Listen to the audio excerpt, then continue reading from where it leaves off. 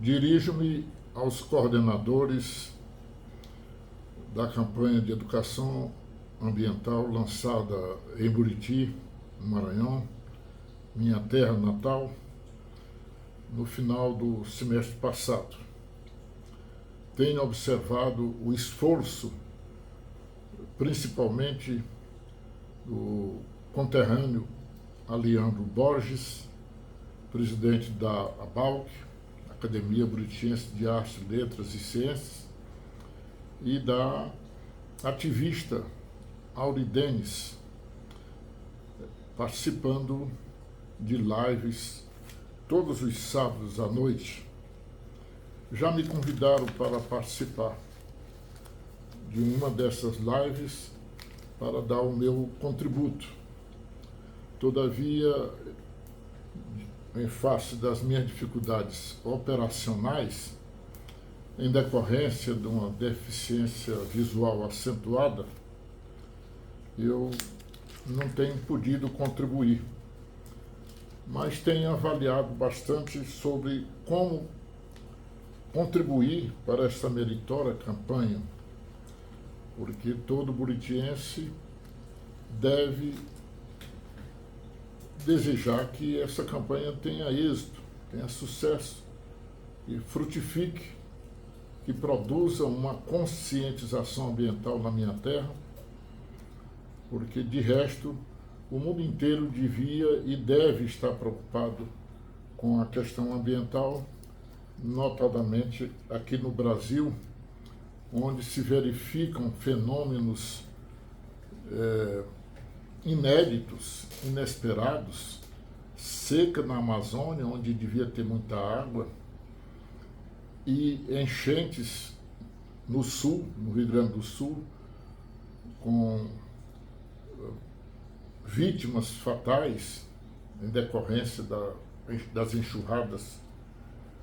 E há uma preocupação que deve presidir todo brasileiro consciente, que é a questão climática, que vai ser desenvolvida em Belém em 2025, nesta COP chamada COP 30. Então é preciso que a sociedade esteja conscientizada para assimilar o que será discutido naquele encontro daqui a 2 anos, em novembro de 2025. Em razão disso é que eu refleti bastante sobre como participar desta campanha e concluí que eu tenho que lançar mão da minha área de conhecimento, que é o direito. Sou professor aposentado da Universidade Federal de Goiás, já afastado da vida acadêmica há mais de 13 anos,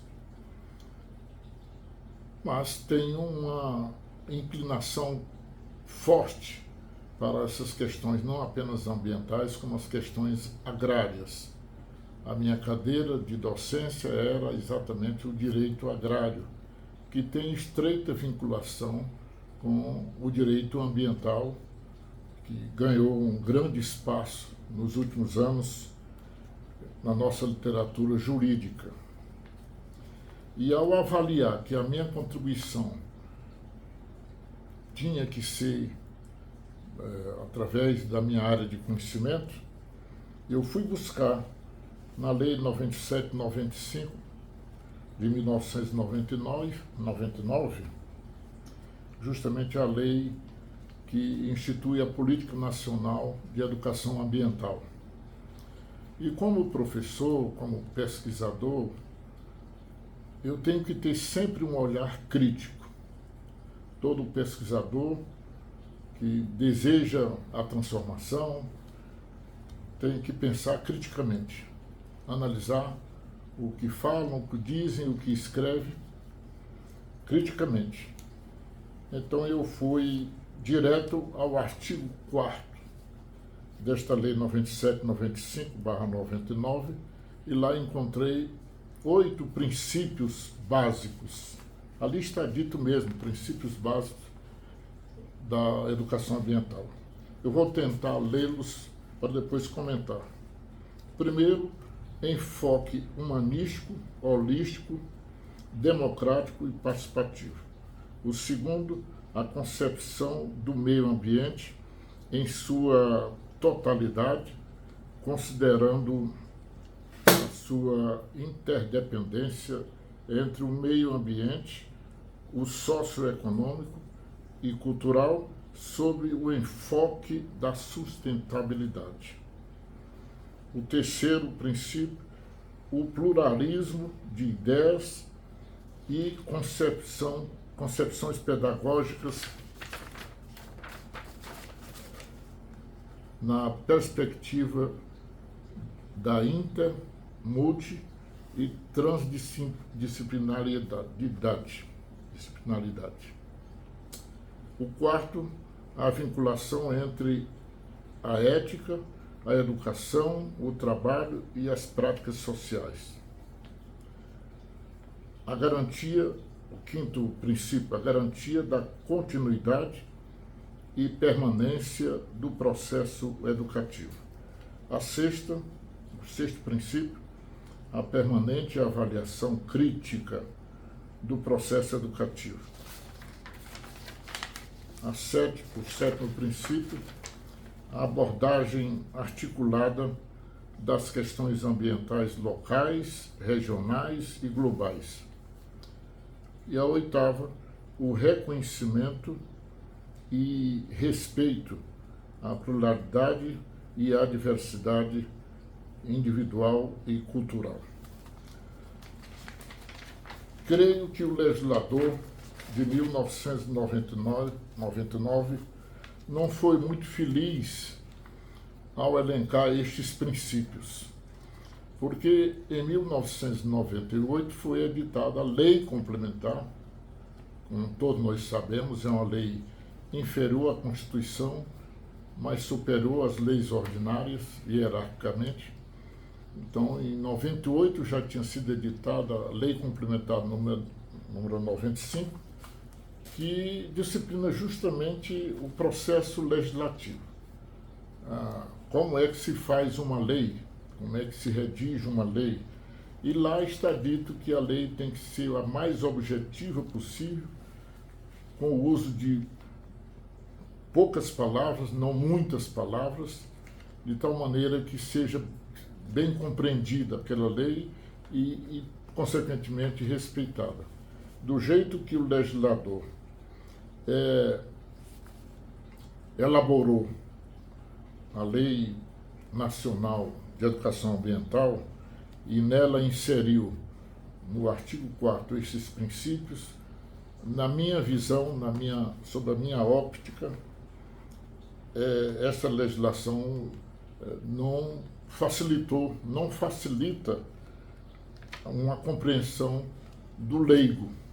Até mesmo aqueles que estão afeiçoados à linguagem jurídica encontram dificuldade para compreender o sentido de cada um desses princípios, porque estão longos, extensos, às vezes até repetitivo. E por isso mesmo que eu, nas minhas reflexões, resolvi resumir esses princípios em palavras-chave. E no final desta minha fala, eu direi para quê. Coloquei os 8 princípios com as seguintes palavras-chave. Enfoque abrangente. Segundo, exploração sustentável. Terceiro, interdisciplinaridade. Quarto, processo ético. Quinto, continuidade. Sexto, avaliação. Sétimo, territorialidade e multiculturalismo. Por que eu escolhi essas palavras-chave? Porque para se entender uma regra, e aqui é uma regra embutindo um princípio, é preciso que o intérprete alcance a essência daquela regra. E aí eu entro numa seara também técnica. É sabido que o sistema normativo moderno, ele compreende normas, e estas normas se subdividem em princípios e regras. As regras são as leis em sentido estrito, e os princípios são o ponto de partida de qualquer investigação científica, para qualquer área de conhecimento. Há uma diferença entre princípios e regras que compõem o sistema normativo. Os princípios são imutáveis e as regras são, diferentemente, mutáveis. Elas mudam. Quando há um conflito entre princípios, entre dois princípios, a solução que deve ser dada será em juízo de ponderação, porque um princípio não anula outro. Já as regras, diferentemente, uma anula a outra. Os doutrinadores dão uma explicação muito simples para que todos possam entender.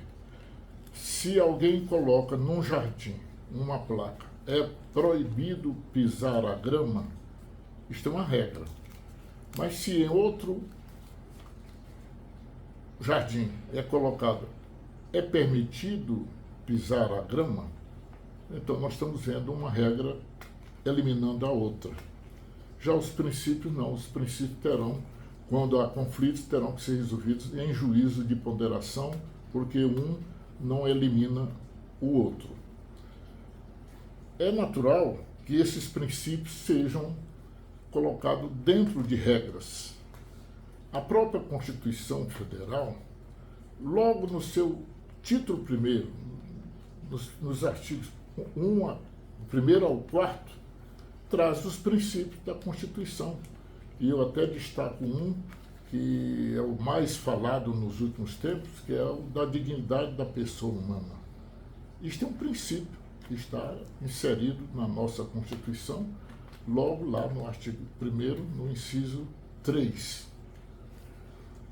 Essa mesma Constituição, lá no artigo 60, traz no seu parágrafo 4 algumas regras que são consideradas pétreas.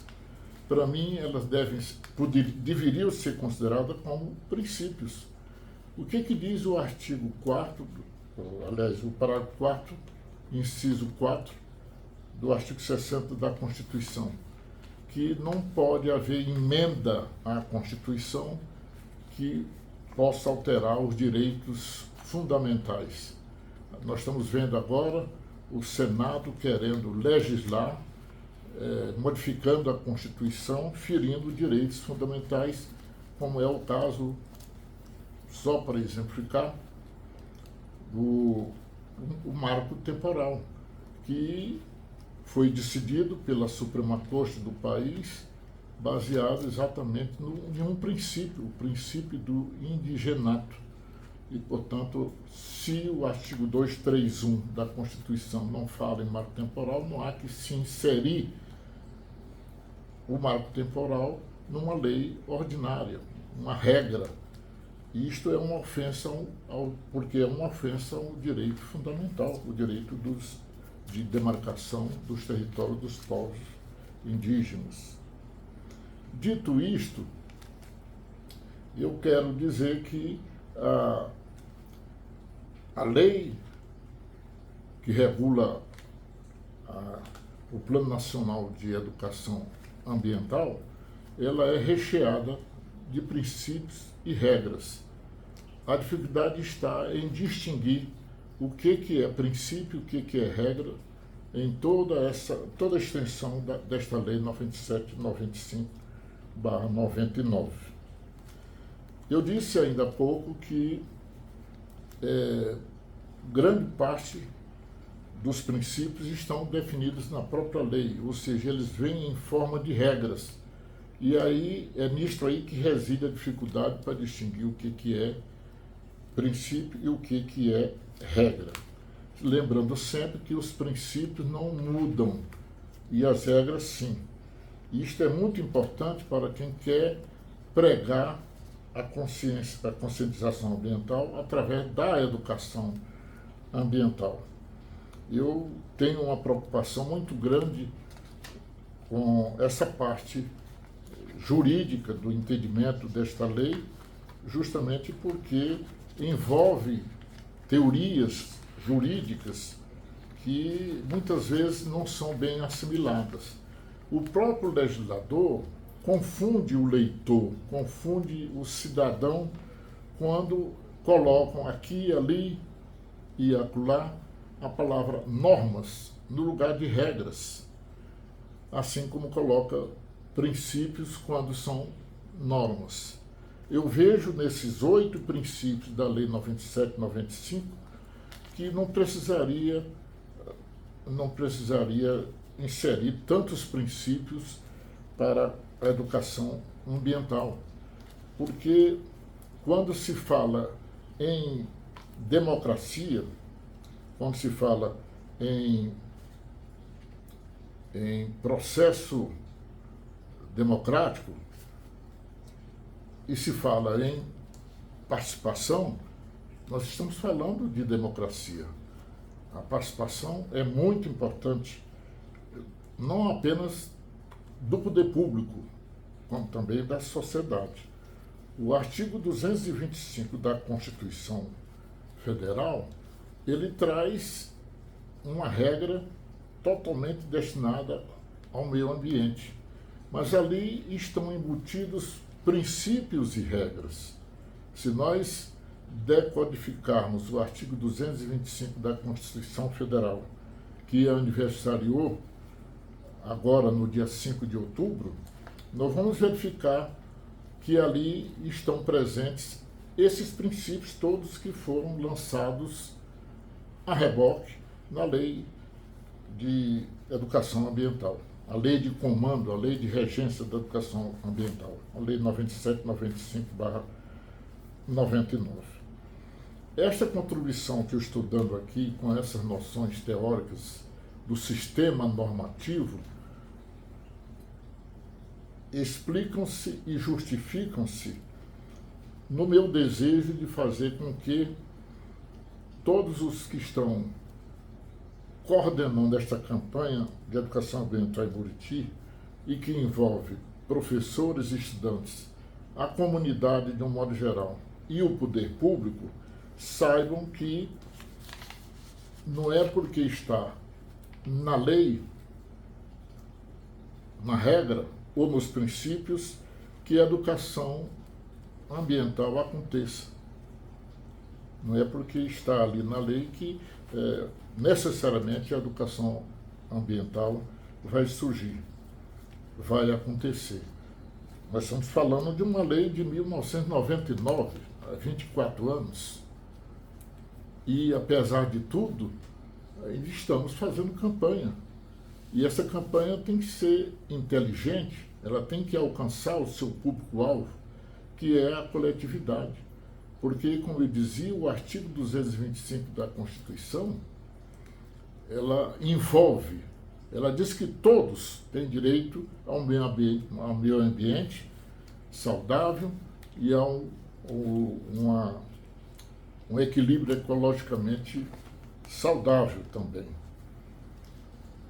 Então, quando este artigo 225, que é a lei de comando de toda a disciplina jurídica ambiental, fala que é um direito, ele também fala em dever, porque ali está o verbo impor, quando esse mesmo artigo diz impondo-se ao poder público e à coletividade, significa dizer que também a coletividade tem deveres constitucionais para tudo que diz respeito à questão ambiental, porque a questão ambiental interessa de perto a todos nós. Quem não já ouviu falar em aterro sanitário, em saneamento básico, quem não ouviu falar em queimadas, em desmatamento, resíduos sólidos, agrotóxicos, prejudicando até as nossas nascentes de águas neste país inteiro, que tem muitas e muitas nascentes, muitos e muitos rios e córregos. Quem não ouviu falar? Tudo isso é questão ambiental. Quem não ouviu falar em poluição, poluição sonora, poluição visual, de toda espécie de poluição faz parte da questão ambiental. E não se pode dizer que a comunidade de uma cidade, de certo modo, pequena, ao que me consta, Buriti tem uma população estimada em 25 a 30 mil habitantes, é uma cidade pequena em relação a outras.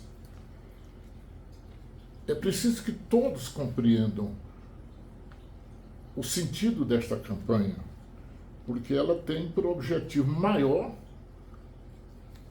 justamente conscientizar. Porque sem a participação da sociedade, esperando apenas que o poder público promova as ações e as suas políticas voltadas para a questão ambiental, ela vai demorar ou já nem acontecer será possível. Exatamente porque a sociedade fica esperando que tudo parta do poder público, quando a sociedade tem um dever enorme. Ah, mas eu pago imposto, eu tenho direito aos serviços públicos. Sim, quem paga imposto tem direito aos serviços públicos, mas a questão ambiental é transcendental. Ela vai muito além desses serviços públicos. Ela vai penetrar em cada lar, em cada casa. E isso a partir das crianças, do ensino fundamental ao superior. Isso é uma obrigação, é um dever até mesmo cívico de todo e qualquer cidadão. Por isso, eu concluo esta primeira parte da minha abordagem dizendo que a educação ambiental depende necessariamente do voluntariado. E não se pode exigir o voluntariado da coletividade sem incentivos, sem estímulos, sem orientação.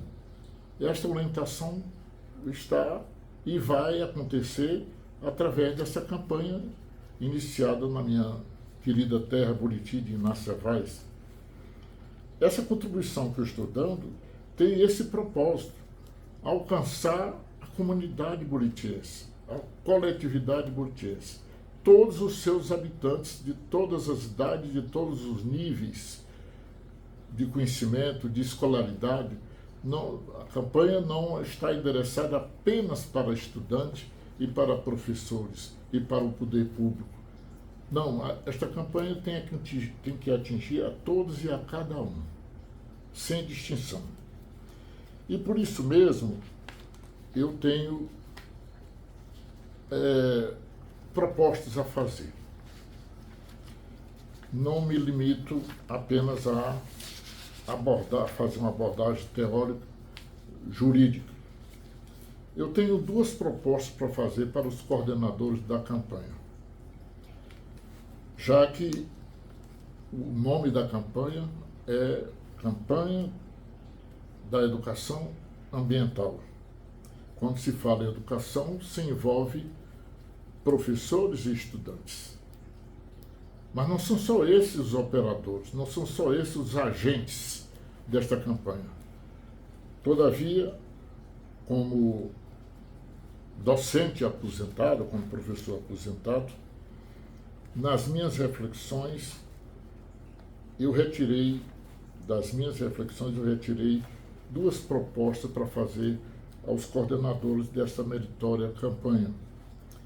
A primeira delas é o envolvimento dos estudantes, mas tem que ser estimulados. Como é o envolvimento dos estudantes?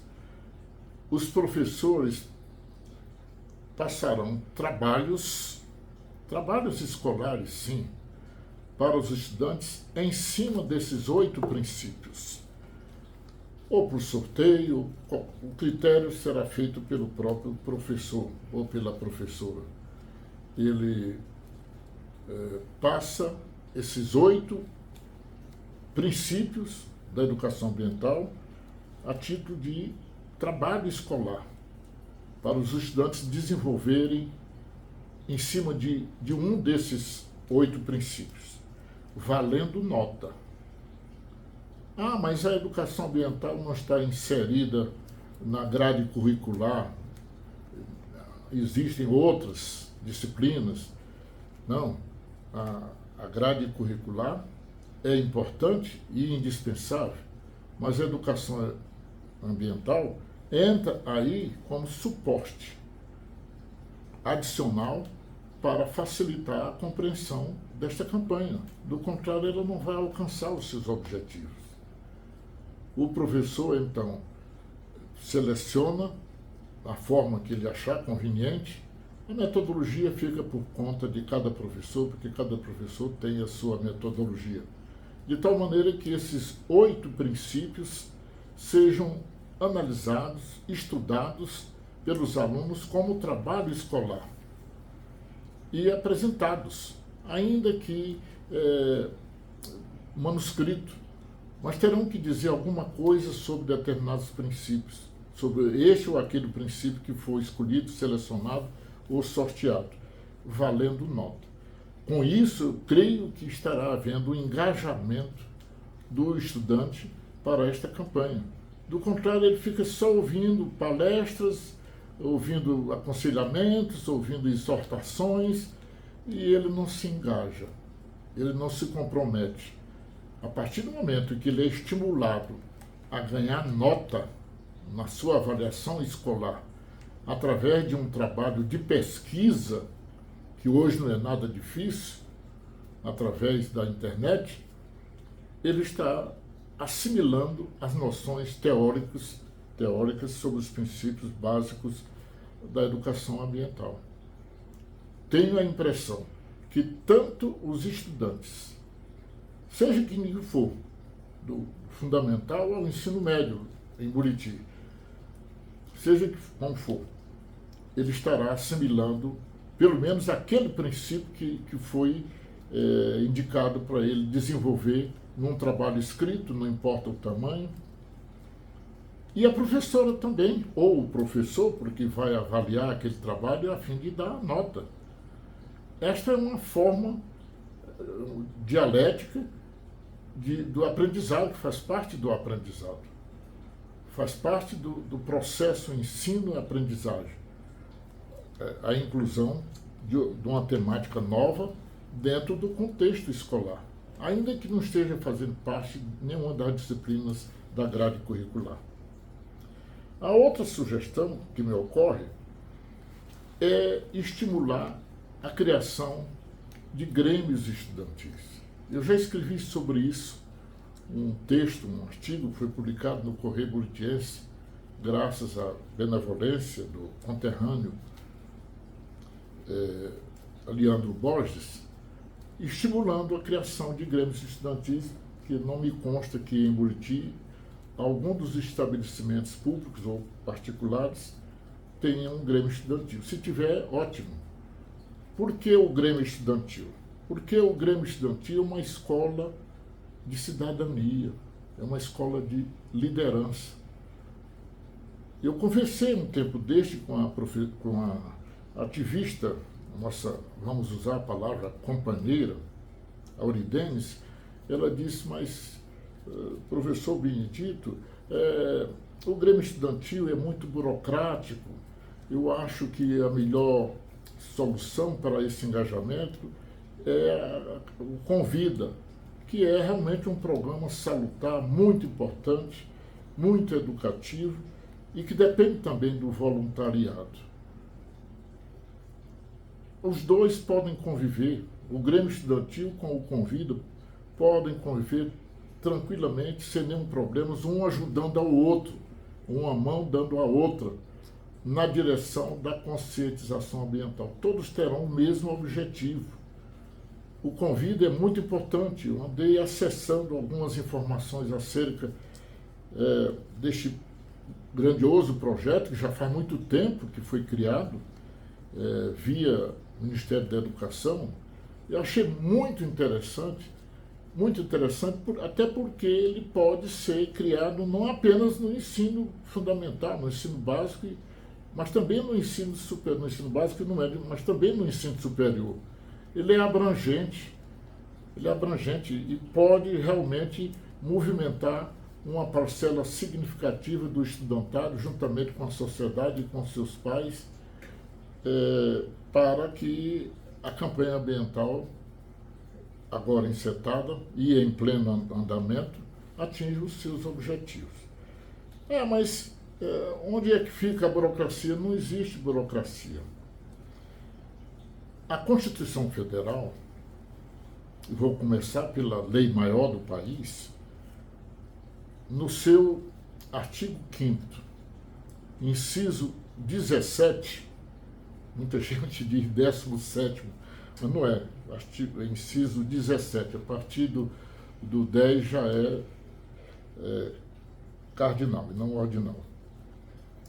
Lá está dito que é livre associação, menos associação que tem por finalidade a atividade paramilitar. Então a associação é livre, todo mundo pode criar qualquer tipo de associação.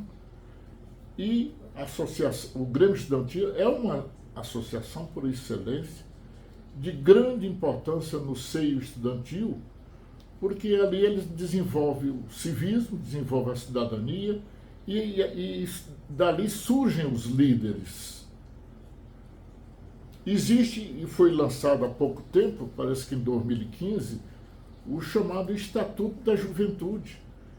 E nesse Estatuto da Juventude, através de uma lei aprovada já no Congresso Nacional, uma lei federal em pleno vigor, o Estatuto da Juventude, fala em conselhos e fala que desses conselhos devem participar os estudantes, professores, diretores das unidades escolares em todos os níveis, porque o público-alvo é o estudante de 18 anos a 30. E de 18 anos para trás, é evidentemente que eles poderão desenvolver as mesmas diretrizes ou os mesmos princípios norteadores do Estatuto, que lá também estão os princípios norteadores do Estatuto da Juventude, poderão ser aplicados para os estudantes de idade inferior ao que ali está previsto. Não precisa também registrar estatuto no cartório de títulos de documento de pessoas jurídicas para ganhar personalidade jurídica. Não, é uma associação. O estatuto é muito simples, é fácil de ser elaborado. Elege-se uma diretoria com poucos membros, com alguns departamentos, esportivo, social, ou de comunicação, ou de qualquer outro, a critério das lideranças que foram criar esses grêmios. Por que eu estou dando tanta ênfase aos grêmios estudantis? Porque a minha consciência política, que hoje, beirando aos 84 anos, que eu adquiri, foi nas lideranças, nas lides estudantis, a partir do ginásio, lá em Parnaíba, no Piauí. Lá eu aprendi muita coisa dentro de um grêmio estudantil que não tinha estatuto, mas não era registrado, não movimentava dinheiro. Se tinha algum dinheiro de alguma campanha que fosse feita para alguma atividade, ou esportiva, ou alguma festa, alguma coisa, esse dinheiro era controlado pela diretoria, sem precisar estar em banco, não precisa nada disso. Continuo achando que as agremiações estudantis são um excelente instrumento para essa campanha de educação ambiental em Buriti. E que, de mãos dadas com vidas, rapidamente nós teremos uma conscientização ambiental muito aguçada em Buriti para enfrentar os grandes desafios que aquela nossa terra tem. Eu vou citar apenas o exemplo, o desafio da recuperação do riacho Tubi, que corta a cidade de ponta a ponta, que banha a cidade nos quintais de um lado. Basta este exemplo. Sem uma campanha de mobilização dos estudantes, professores, da sociedade e até mesmo da classe política, dos políticos e dos poderes públicos, nós vamos perder o Riacho Tubi. O Riacho Tubi estará com seus dias contados.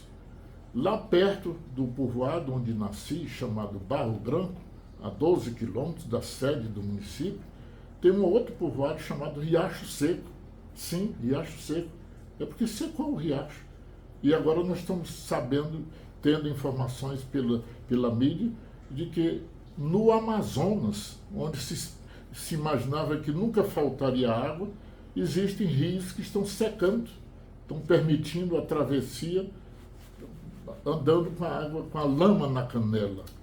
Então há a possibilidade sim do Riacho Tubi secar. Daí a minha preocupação, daí eu ter lançado uma campanha também através de um texto publicado no Correio Buritiense, chamada Cruzada Cívica pela Salvação ou Recuperação do Riacho Tubi. Creio eu que com esses dois instrumentos envolvendo estudantes, seja elaborando trabalhos de pesquisa em cima dos princípios, e seja através dos grêmios estudantis, creio eu que essa campanha tem tudo para produzir resultados satisfatórios. Nós vimos aqui que um dos princípios é a continuidade. Se essa campanha terminar no fim do ano ou depois de um ano, nada foi feito, nada ficou. Ela tem que ser permanente. E ela não poderá ser permanente, não poderá ser contínua, se não houver essa conscientização, se não houver essa mobilização, essa participação efetiva, democrática, ética, numa campanha que tem por alvo a questão ambiental, que em si mesma é um desafio enorme e que só pode ser resolvido com a junção das forças, as forças do poder público com a força da coletividade. Dentro desses princípios, há um que fala em socioeconômico. Significa dizer que a exploração do imóvel, principalmente o imóvel rural, é que produz esses efeitos que estão aí desafiando a argúcia e a capacidade dos governantes e de todos nós para solucionar. Quando se fala em desmatamento, em queimadas, não se imagina outra coisa que não seja para fazer pastos, para criar bois, não se pensa outra coisa que não seja campos de soja a perder de vista para produzir soja para exportação. E essas duas atividades, entre tantas outras que existem no imóvel rural, sobretudo, produzem efeitos ambientais drásticos, alarmantes, preocupantes. Eu não condeno o que estão chamando aí abertamente de agronegócio, eu não condeno porque ele tem a sua função econômica no contexto da economia brasileira. Não condeno. O que eu condeno é a atividade do agronegócio destruindo a natureza sem retorno para a coletividade. É este o meu ponto de vista. Eu não condeno.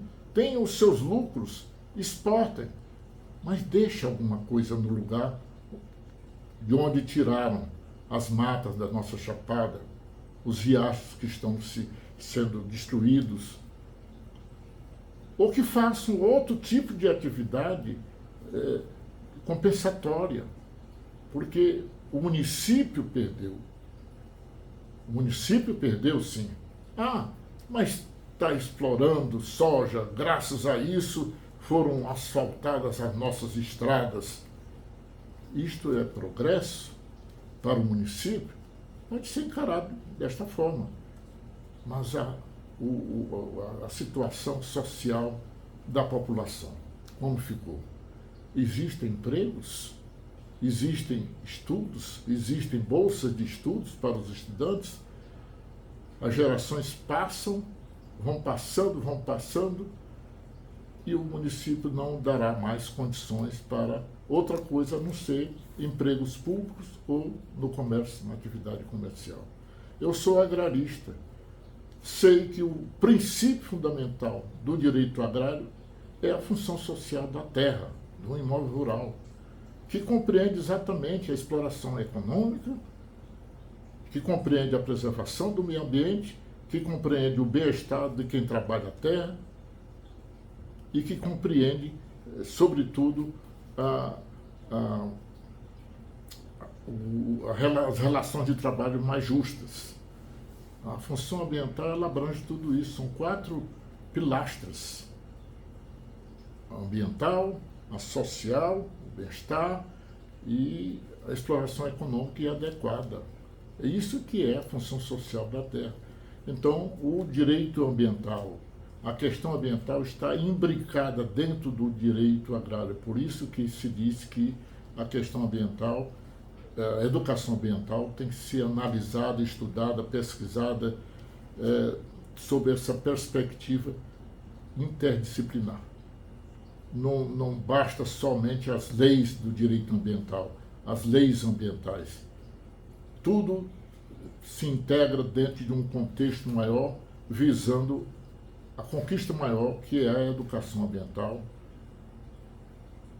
que pode ser expressa num simples catar de um palito de fósforo lançado na rua.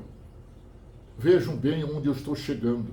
Um simples palito de fósforo jogado na rua está contribuindo para a poluição da cidade.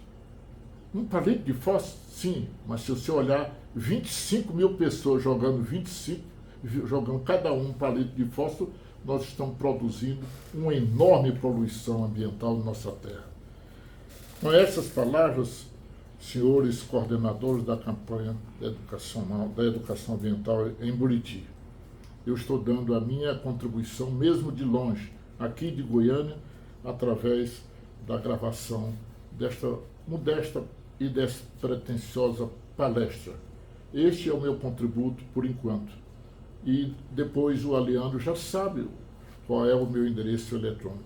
Ele poderá fornecer, eu estou disponibilizando para quem quiser manter interlocução comigo sobre essa tão tormentosa questão que aflige a minha querida terra, Buriti de Inaçavaz.